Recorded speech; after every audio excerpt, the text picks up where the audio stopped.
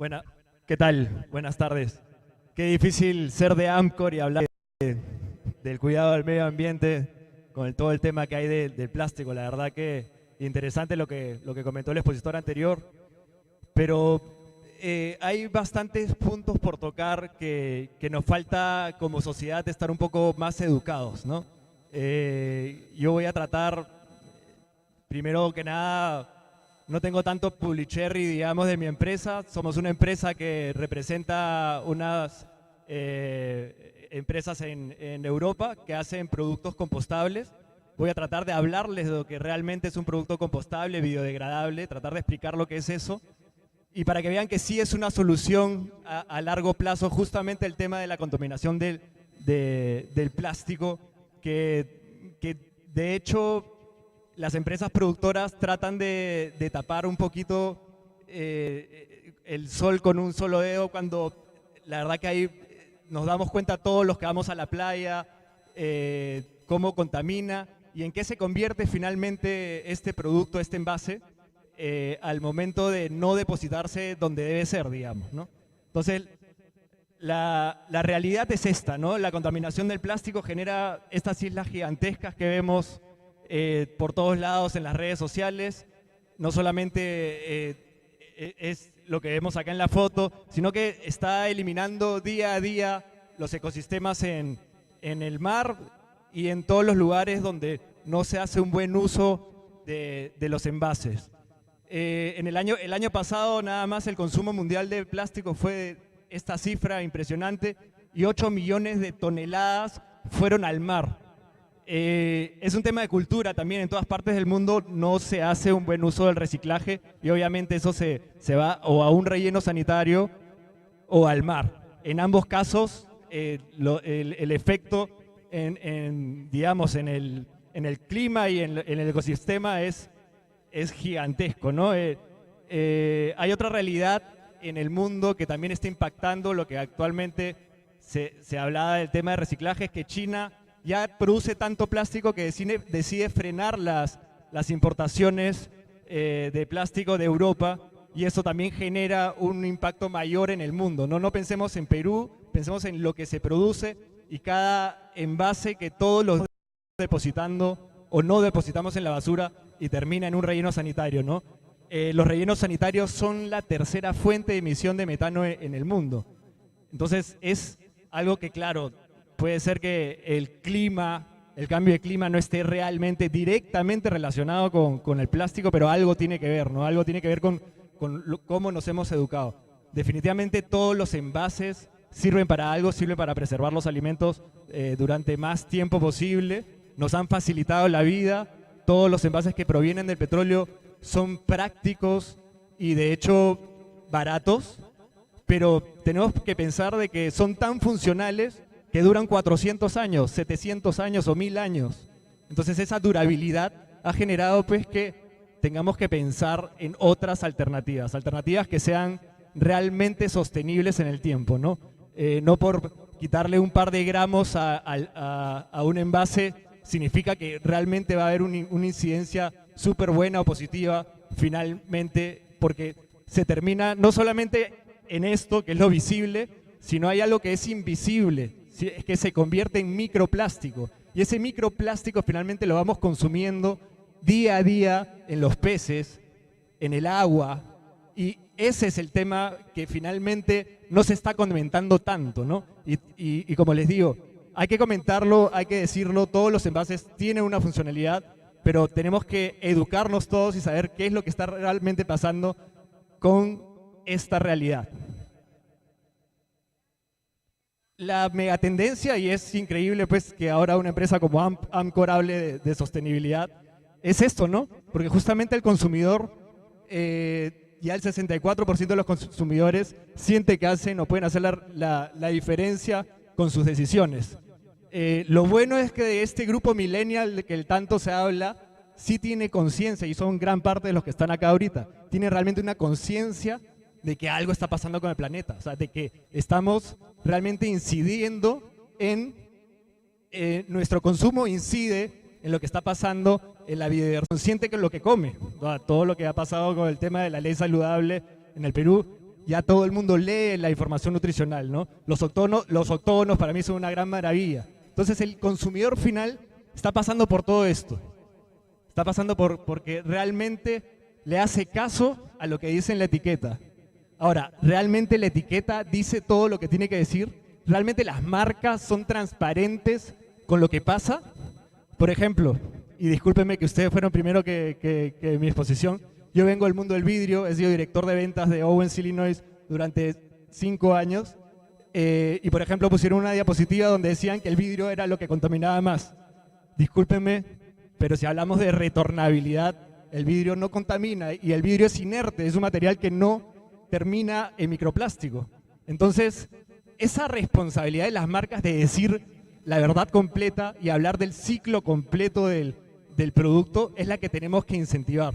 No podemos ver que nada más en la parte de producción, claro, el vidrio consume bastante energía, pero ¿qué pasa con cómo se extrae el petróleo? Lo que contamina el hecho de extraer petróleo, ya sabemos lo que pasa en la selva, ¿no?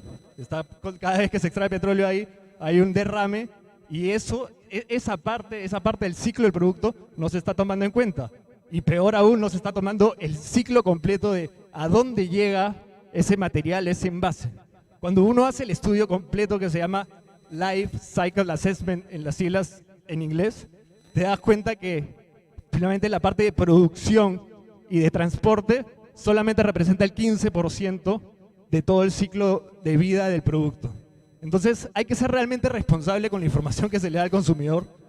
Obviamente todos tenemos un negocio y queremos que esto se mantenga, pero lo que está pidiendo el consumidor final es de que seamos transparentes, ¿no?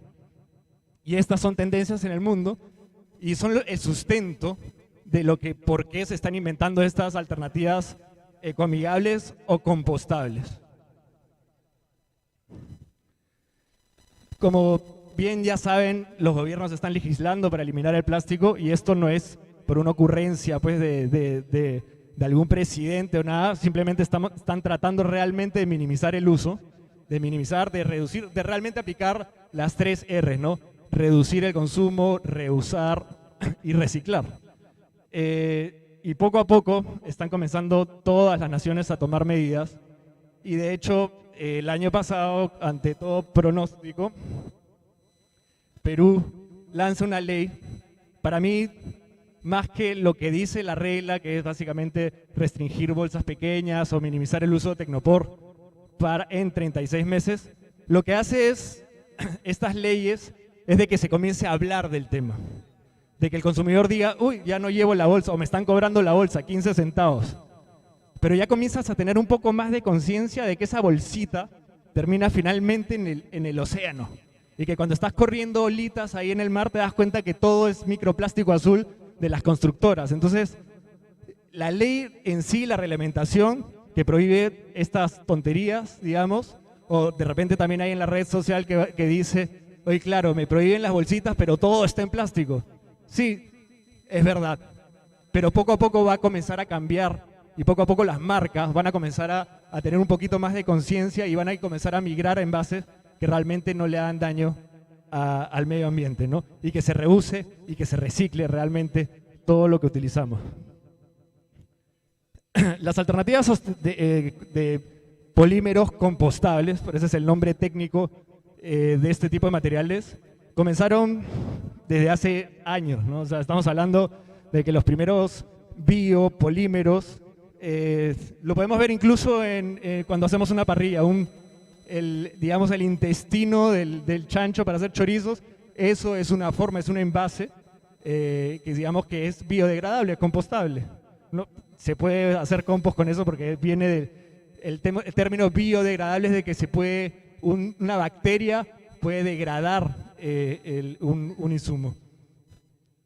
Pero en el tema de la industria, digamos, alimenticia, recién comenzaron a tocarse en los años 80, ¿no?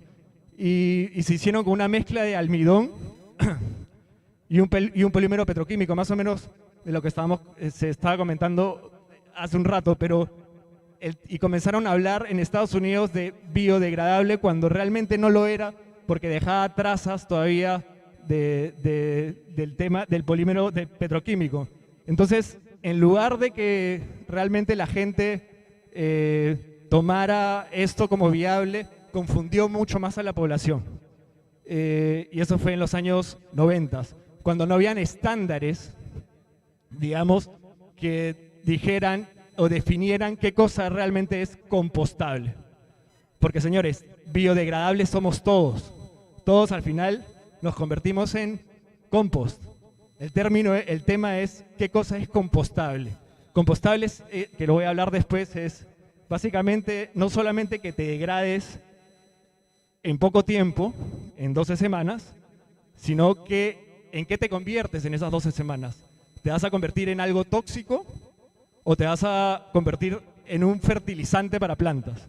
Entonces, cuando vayas al supermercado y te digan que este envase es biodegradable, lo primero que tienes que preguntar es ¿en cuánto tiempo te biodegradas? ¿En 1000 años?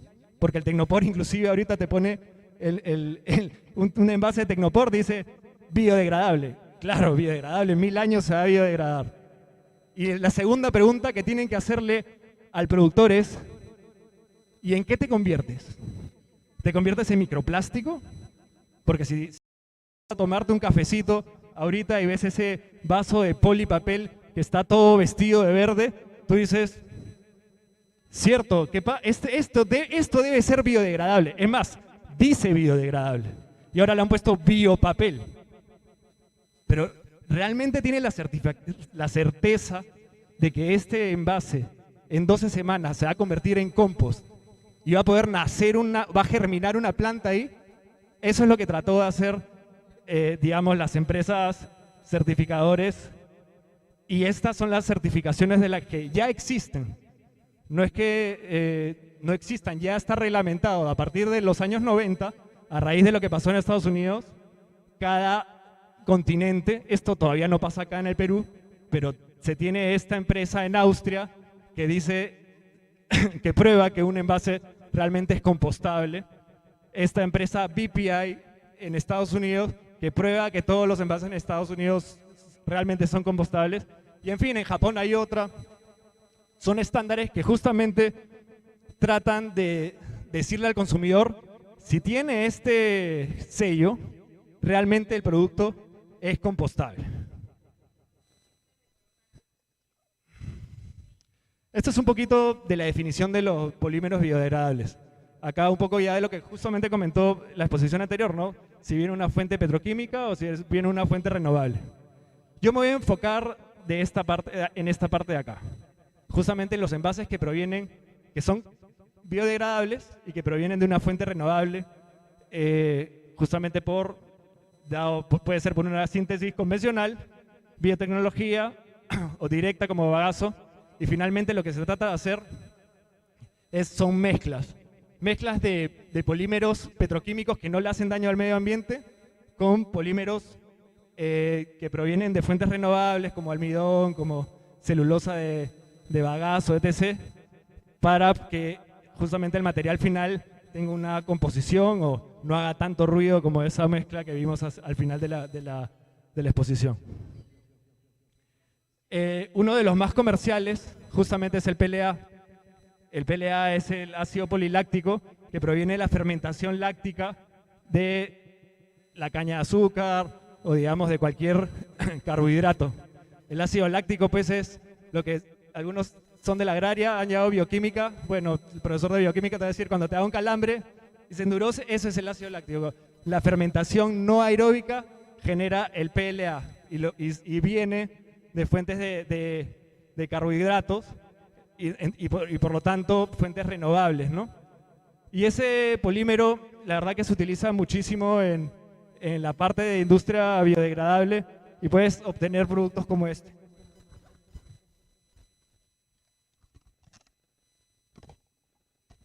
Puedes tener vasos, ¿no? Yo creo que algo básico del tema de la industria del envase compostable es justamente reemplazar todo lo que sea de un solo uso.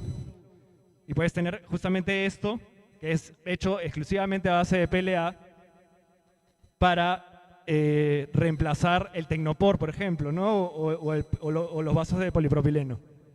Luego vienen otros tipos de envases, el PHA, que son básicamente viene de biotecnología, por lo tanto todavía es muy caro.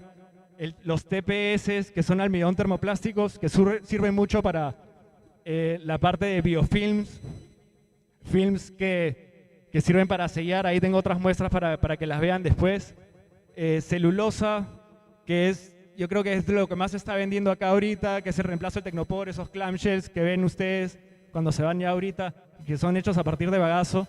Entonces, hay alternativas ya, hay alternativas que realmente cumplen con las certificaciones que comentaba la vez pasada.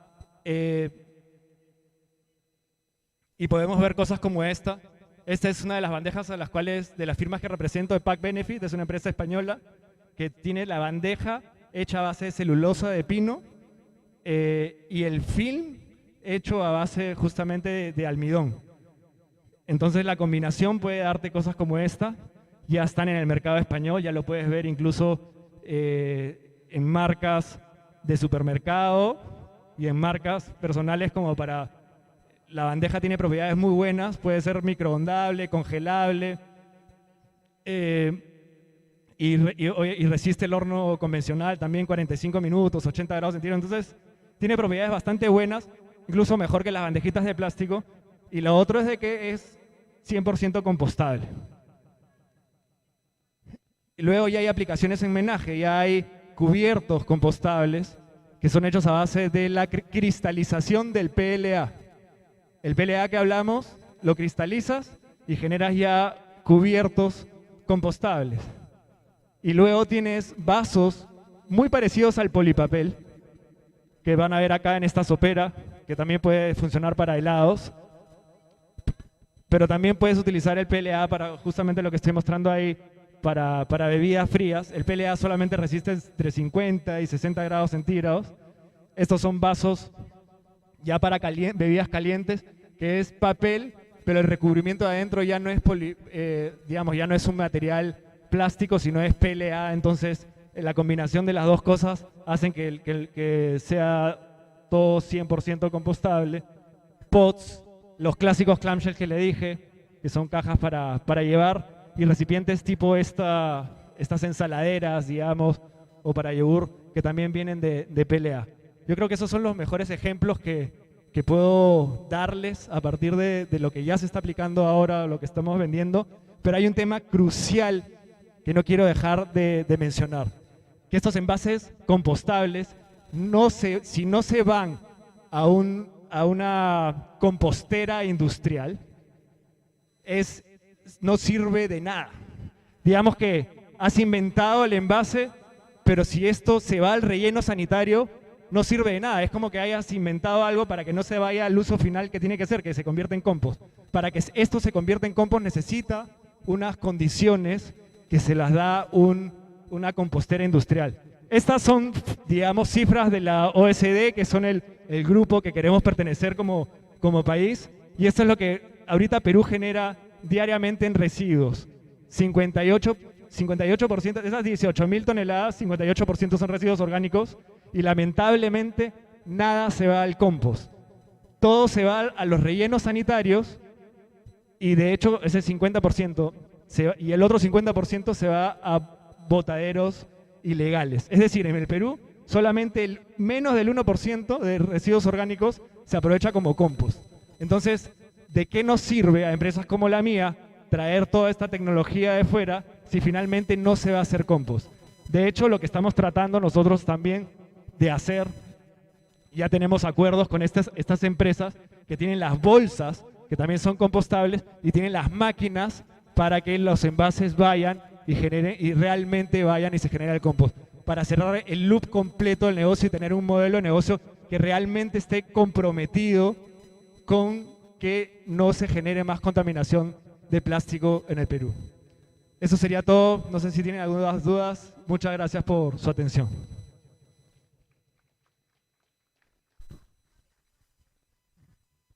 Le damos las gracias al ingeniero Gonzalo Bravo, director de negocios de EcoStore SAC.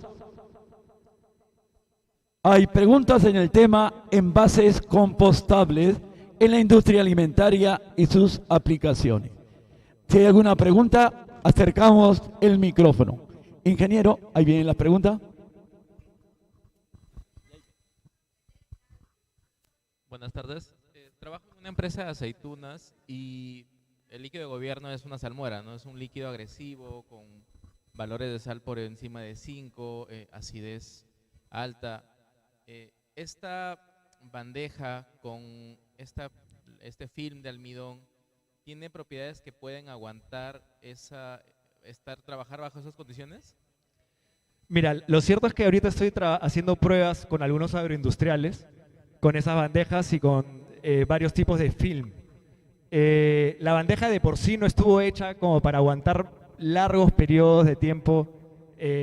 Digamos, si perteneces a una empresa como Novex de repente, yo sé que esto va a tener que viajar mucho tiempo para al final consumirse. Entonces lo que se tiene que hacer son pruebas, igual con lo que estoy haciendo, digamos, con otras empresas en Trujillo, para ver cuál es el tiempo de estabilidad de la bandeja hasta que se consuma, ¿no?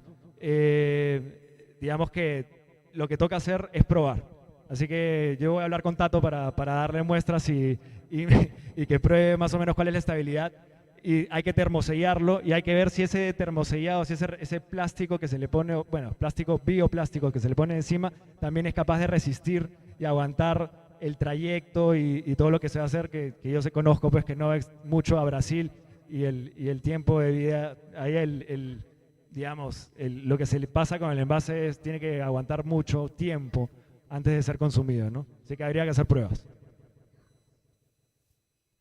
Gracias por lo compartido. ¿Algunas de las líneas que usted representa se van descomponiendo con el contacto con el agua? Mira, las líneas básicamente el agua son todas resistentes al agua, o sea, no son solubles al agua. Lo que sí, por ejemplo, el vaso transparente que está rotando ahí, si le pones a una temperatura mayor a 55 grados centígrados se va a deformar. Entonces es específicamente para bebidas frías. Y tienes esta alternativa, digamos, para bebidas calientes. Entonces, cada tipo de producto va a tener un tipo de solución, digamos, dependiendo, pero sí son estables al agua. Buenas tardes. Mencionaste que menos del 1% de esos envases llega finalmente al compost. Pero, por ejemplo, había mencionado también que en España se usaban ya. ¿Qué porcentaje llega a procesarse en España? Mira, justo la respuesta a esa pregunta, no por España específicamente, en la anterior, sale en Estados Unidos, en Europa, nosotros tenemos el 1%, en Europa el compost llega hasta niveles de 17%, ¿no? Entonces estamos súper lejos de la realidad de Perú, que es menos del 1% versus Europa, que es 17% que realmente se destina al compost, y hay empresas que realmente se dedican a eso, ¿no? A segregarlo, a separar lo orgánico de lo reciclable y que se vaya a la línea que realmente se pueda compostar. Algo de los beneficios que tienen este tipo de envases es de que se pueden contaminar, digamos, un envase plástico o otro, le cae una gota de ketchup o grasa, ya no se puede reciclar. Es muy costoso reciclar. Separar lo orgánico del plástico se vuelve costoso y por lo tanto normalmente eso se va a ir al relleno sanitario. Lo que te está dando este tipo de envase es de que le pones café, le pones ketchup o va con cualquier alimento, y si realmente haces una línea o separas estos envases con los residuos de alimentos, todo completito se puede hacer compost. Entonces como que facilita al final la segregación de los materiales.